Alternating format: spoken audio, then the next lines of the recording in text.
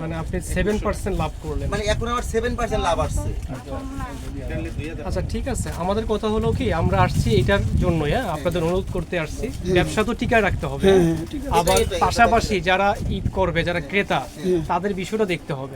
মানুষের কিন্তু ক্রয় ক্ষমতা কমে গেছে। আপনারা আসছেন, আমি এক সেকেন্ড বলি, যেই সব দোকানে 100% ফিক্সড তারা লাভ করে 45%, কিন্তু আমি ফিক্সডের চিন্তা করতেছি না। আপনি অন্য দোকানের কথা বললেন, আমি বলছি না স্যার, আমার কথা জাস্ট বলছি। আপনি এটা বলতে পারেন না। আমি দিছিলাম আমার প্রতিষ্ঠানের জন্য যে এইটা কত ফিক্সড টাকা তারা লাভ করে। কাস্টমার দাম করে নিছে, আপনি সাক্ষাৎ পেয়েছেন। এবং 50 জন কাস্টমার আসলে 48 জনের এখন আমি না বিক্রি করলে উনি 32 টাকা কিনবে, অন্য দোকান থেকে দিবে, আমি বেচতে পারি। আমি চিন্তা করছি বিক্রি করি, আমার প্রতিষ্ঠান। আমাদের তো প্রতিষ্ঠান ছোট, এই মালিক বাঁচলে আমি বাঁচবো, আমরা 40 জন স্টাফ আছি এর কারণে, ইনি বাঁচলে আমি বাঁচবো, তার সেই প্রতিষ্ঠানটা ঠিক হবে, এই জন্য সেল করা। মাইন্ড করি না স্যার। আচ্ছা ঠিক আছে, আপনি যেটা বলতেছেন ওই যে জিনিসটা যদি অন্য দোকানে কম হয় আপনার দোকানেই তো আসবে, এটাই তো আমার অন্য দোকানে নিবে কেন বেশি দামে? 30 বছর ধরে এরা ব্যবসা করে, সেম কোয়ালিটির জিনিস। 32 বছর ধরে এই লজিক। আচ্ছা আজকে আমরা সকাল থেকেই ভোক্তা অধিকার অধিদপ্তরের পক্ষ থেকে এই শপিং যারা করছেন ঈদ উপলক্ষে এই বিষয়গুলো তদারকি করছে। বিভিন্ন কাপড়ের দোকান, জুতার দোকান, এগুলো আমরা তদারকি করছি।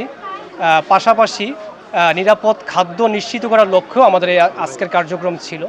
তো আমরা দেখছি যে বিক্রেতারা যারা কাপড় বিক্রি করেন, ঈদের কেনাকাটা বিক্রি করেন, তো তারা যাতে ন্যায্য দামে কাপড়টি, পণ্যটি বিক্রি করেন, তার জন্য আমরা বেসিক্যালি আজকে বের হয়েছি এবং তাদেরকে অনুরোধ করছি যে এই যে আসন্ন ঈদ, আর মাত্র 10 দিন পরে যে ঈদটা যাতে সবাই ভাগাভাগি করে নিতে পারে, হ্যাঁ, এই বিষয়টা আমরা তদারকি করছি।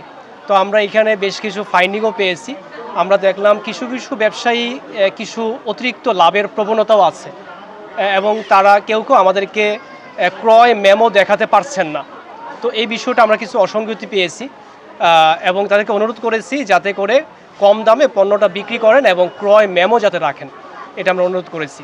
তো আজকে নিরাপদ খাদ্য নিশ্চিত করার লক্ষ্যে আমরা কিছু অসঙ্গতি পেয়েছি।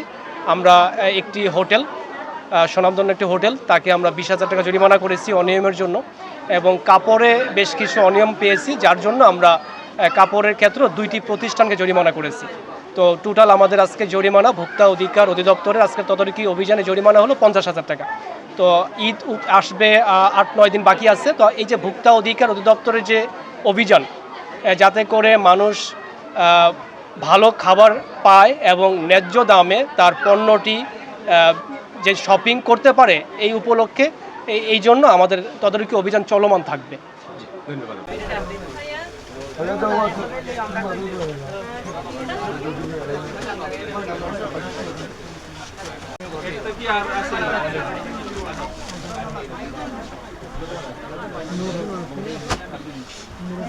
এটা কত টাকা দাম?